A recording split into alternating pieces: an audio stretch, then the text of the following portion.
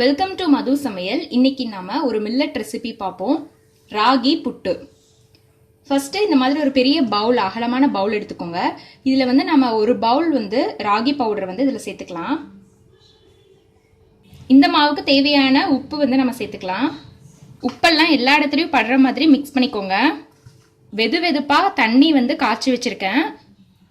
அதை வந்து நம்ம கொஞ்சம் கொஞ்சமா ஊத்தி நல்லா இப்படி பிசையணும். நீங்க பாட்டுக்கு சப்பாத்தி மாவுக்கு பிசைகிற மாதிரி பிசையக்கூடாது. தண்ணியை வந்து கொஞ்சம் கொஞ்சமா தெளிச்சு பிசைங்க. தண்ணியை ஊத்திராதீங்க. இப்படி நீங்க வந்து நல்லா உதுத்து உதுத்து விடணும் மாவை. பாருங்க எப்படி பண்றேன்னு. கொஞ்சமா ஊத்திட்டு அத நம்ம மாவை வந்து நல்லா இப்படி உதுத்து உதுத்து விடணும்.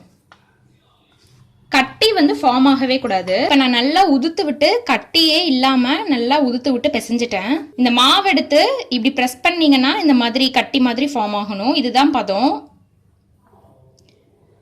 பாருங்க இப்படி இருக்குன்னு. சரி, இப்ப நாம இதை வந்து வேக வைக்கலாம். நீங்க வந்து கொலா புட்டு இன்ஸ்ட்ருமெண்ட் வச்சிருந்தீங்கன்னா நீங்க அதுல கூட மாவை போட்டு வேக வைக்கலாம். இப்ப நான் வந்து இட்லி தட்டுல தான் வேக வைக்க போறேன். இட்லி பேன்ல வந்து கொஞ்சம் தண்ணி ஊற்றி இப்போ இதை கொதிக்க விடுங்க.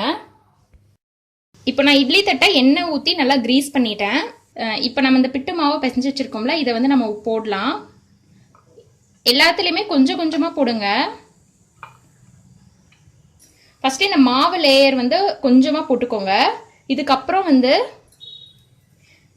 இப்போ இந்த மாவுக்கு மேலே துருவின தேங்காய்,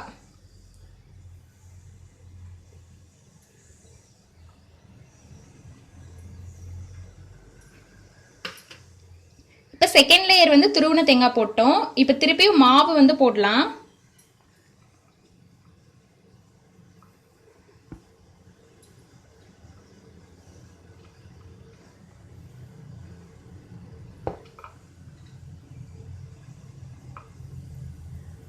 அவ்வளவுதான். இந்த மாதிரி இன்னொரு தட்டு நான் போட்டுறேன்.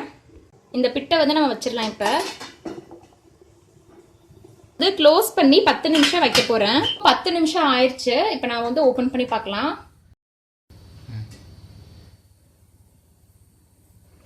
பாருங்க, ஆவி பறக்கிற நல்ல ராகி புட்டு ரெடி ஆயிடுச்சு. ரொம்ப வாசனையா இருக்கு. இப்போ நம்ம வந்து இது எப்படி சர்வ் பண்றதுன்னு உங்களுக்கு சொல்றேன். இப்போ வெந்த ராகி மாவை வந்து ஒரு பவுல்ல டிரான்ஸ்ஃபர் பண்ணிக்கோங்க.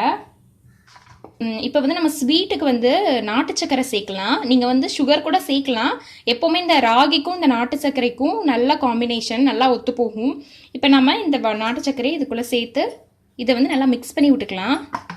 உங்களுக்கு எவ்வளோ ஸ்வீட் வேணுமோ அதுக்கு தகுந்த மாதிரி நீங்கள் வந்து போட்டுக்கோங்க.